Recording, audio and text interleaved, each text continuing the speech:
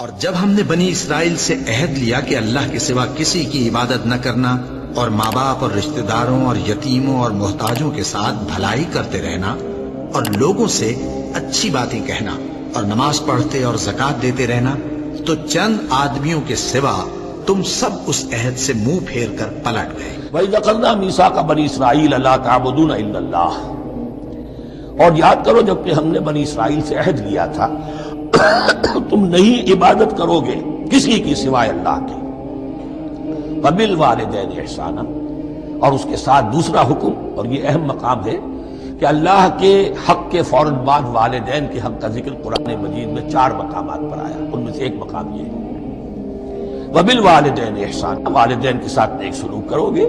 وَذِي الْقُرْبَىٰ، اور قرابت داروں کے ساتھ بھی، وَالْيَتَامَىٰ، اور یتیموں کے ساتھ بھی، وَالْمَسَاكِينَ، اور محتاجوں کے لیے بھی، وَقُولُوا لِلنَّاسِ حُسْنًا، اور لوگوں سے اچھی بات کہو، اچھی بات کہو، صحیح بات کہو، امر بالمعروف کرتے رہو، نیکی کی دعوت دیتے رہو،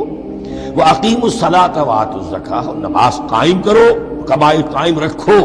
اور زکوٰۃ ادا کرو گے، یہ گویا کہ معاہدہ ہو رہا ہے۔ ثُمَّ تَوَلَّيْتُمْ، پھر دیکھو تم نے اس سے پیٹھ موڑ لی، إِلَّا قَلِيلًا مِنْكُمْ، سوائے تم میں سے تھوڑے سے لوگوں کے، وَأَنْتُمْ مُعْرِضُونَ، اور تم ہو ہی پھر جانے والے، تمہاری یہ عادت گویا کہ طبیعت ثانیہ ہے۔